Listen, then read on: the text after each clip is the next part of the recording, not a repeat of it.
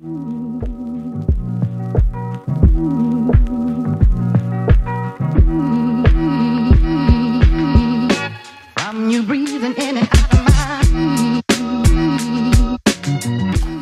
pour moi, Bicorp, ça a beaucoup d'importance. Si on devait ramener ça simplement à un score, c'est l'évaluation d'une performance. Si on devait parler même d'un outil, on pourrait dire que c'est un outil extraordinaire qui justement permet d'évaluer la performance globale des entreprises au-delà des indicateurs financiers.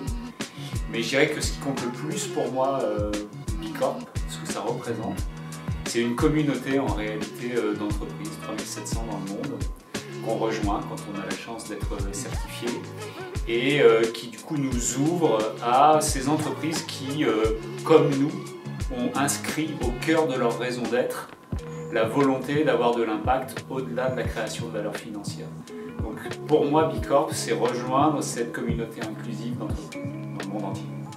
Bicorp, c'est un mouvement qui réunit plus de 3500 entreprises dans le monde qui ne cherchent pas à être les meilleurs du monde, mais les meilleurs pour le monde et qui mettent toute leur énergie et tout leur talent au service d'un impact environnemental, social et économique. Déjà, c'est le projet qui m'a fait me lever tous les matins pendant le confinement parce que j'étais en charge de la recertification Bicorp qui a démarré en mars 2020. Et Bicorp, en fait, c'est surtout notre boussole en fait, pour mesurer notre impact chez les prairies bio, chez les deux vaches. C'est ce qui permet de voir nos points de force et nos points de faiblesse et surtout de nous améliorer. Et pour moi, Bicorp, c'est aussi une communauté d'acteurs. C'est des acteurs qui veulent aller dans le même sens, qui veulent révolutionner aussi la façon de faire du business et le rôle de l'entreprise dans la société.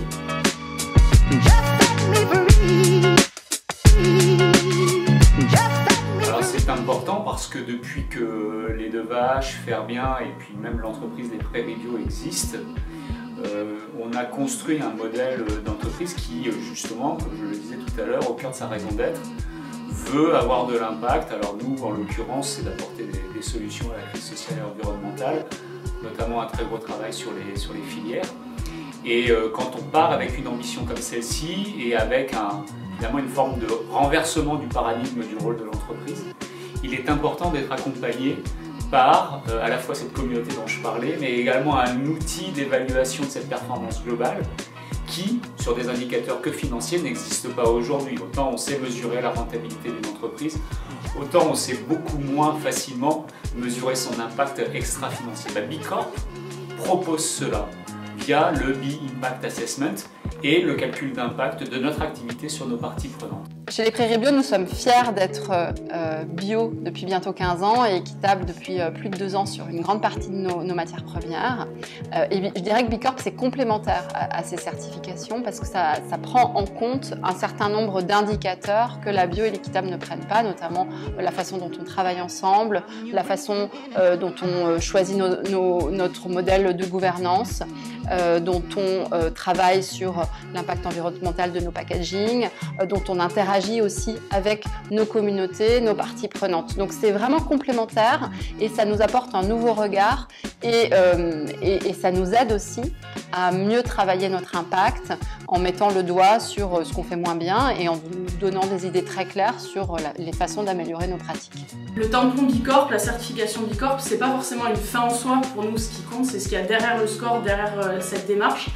Donc évidemment, on est hyper fiers quand on est certifié Bicorp parce que ça veut dire qu'on répond à des exigences très élevées en fait en termes de responsabilité sociale et environnementale. Mais voilà, quand on atteint un score comme celui qu'on a pu atteindre l'an dernier de 126,8 points sur 200, ça veut aussi dire qu'on va plus loin en termes d'exigences et que ça nous permet d'aller encore plus loin dans nos pratiques et de continuer. Par exemple, en 2020, on a pu valoriser la démarche de commerce équitable qu'on a lancée il y a 2 ans, qui n'était même pas encore valorisée dans le référentiel d'il y a 3 ans, première fois où on s'est certifié. Donc voilà, de voir que Bicorp valorise ça et le tamponne, ça prouve aussi qu'il faut croire en nos intuitions et continuer à pousser nos conditions. Donc oui, il y a plein de choses à améliorer, on le sait. D'ailleurs, ça fait partie des recommandations qui nous ont été données par Bicorp quand on a eu notre score. Donc on doit encore progresser sur la feuille de route équitable pour passer l'intégralité de nos matières premières alimentaires en équitable. Ça, c'est un point de progrès très net sur lequel on a déjà scoré, mais on peut faire beaucoup mieux. on doit progresser également sur la naturalité de nos recettes pour avoir des recettes toujours plus pures et toujours aussi bonnes, évidemment. On le sait bien, on a encore un impact qui est encore trop négatif sur nos emballages, avec énormément encore de plastique qui finit la plupart du temps quand même dans la nature, et ça c'est pas acceptable. Donc la part des produits recyclés, bien sûr, enfin des packs recyclables et recyclés dans notre portefeuille. La part du contenant sur le total du produit, essayer d'avoir le moins d'emballage possible et donc les routes vers le vrac. Et puis continuer à toujours être plus inclusif, que ce soit dans l'entreprise, donc voilà, avoir une diversité de travailleurs dans l'entreprise plus forte encore, bien qu'elle soit tout à fait correcte, et continuer à travailler pour les communautés qui sont proches de chez nous en s'engageant, ce que Bicorp appelle les community services. Donc si on avance sur la plupart de ces sujets-là, on va encore progresser. On a déjà fait un grand travail sur l'équitable et c'est ce qui nous a permis effectivement de progresser. Je pense que les prochains sujets sont vraiment autour de la construction de la culture de l'entreprise, comment on prend soin du vivant au sein de notre entité et comment est-ce qu'on prend soin aussi de toutes les parties prenantes de notre entreprise de façon beaucoup plus, on va dire, formalisée. Qu'est-ce qui fait qu'on est unique et qu'est-ce qui fait qu'on a vraiment un impact en termes de soins des autres qui est notable. 126,8 c'est déjà un score incroyable pour nous parce qu'il représente beaucoup sur tout le travail de fourmi qu'on mène depuis des années, depuis 15 ans qu'on existe. Donc il y a des axes d'amélioration qui ont été soulevés par l'auditeur et lors de l'audit qui sont par exemple aller plus loin sur notre politique ressources humaines, diversité, inclusion, aller encore plus loin sur notre politique d'emballage responsable, on a beaucoup de choses à faire encore. Et puis il y a aussi en fait plutôt les axes un peu sous-marins qui ne sont pas forcément traités dans ce référentiel tel qu'il existe à date, mais sur lesquels on a envie d'aller plus loin, par exemple la mesure d'impact. Comment on pilote notre business différemment au-delà du financier, comment on est évalué différemment. Ça, c'est des choses qui commencent à être évaluées dans Bicorp, mais qu'on veut encore plus pousser. On est convaincu que ça fera partie des axes qui seront évalués dans 3 ans.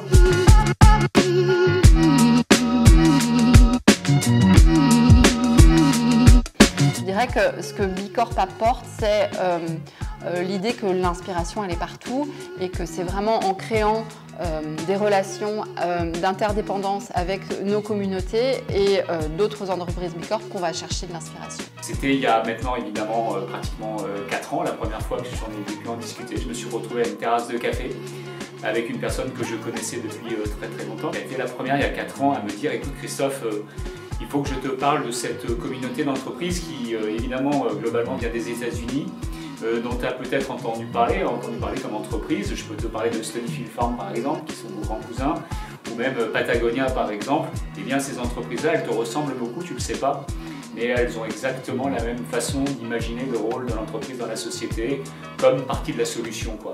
Et je te conseille, Christophe, de t'intéresser à ce mouvement-là, parce qu'il va te faire progresser, et puis parce que aussi tu peux apporter à cette communauté-là des choses que vous faites très bien. Et tout est parti de ce café, et à partir de là, on est rentré dans l'aventure. C'était en 2019, on a pu aller à Amsterdam pour faire le sommet européen des Bicorp. Donc évidemment, c'était génial parce qu'on était 700 personnes, c'est quelque chose qu'on pourrait même plus faire maintenant, venant de 23 pays différents. Et on s'est réunis avec plein de Bicorp. Pour moi, c'était le début de l'aventure Bicorp parce que c'est quand j'ai commencé. Et ouais, on a eu un moment assez fou avec le fondateur de Bilab et un des moteurs de Bicorp qui s'appelle Jay Cohen-Gilbert, qui a fait une intervention en plénière et qui nous en a donné les larmes aux yeux tellement ça nous parlait. Je me souviens qu'il disait un changement progressif est insuffisant, un changement individuel est insuffisant, un changement systémique est nécessaire. Et voilà, il reposait en fait les bases de Bicorp et pourquoi on est là.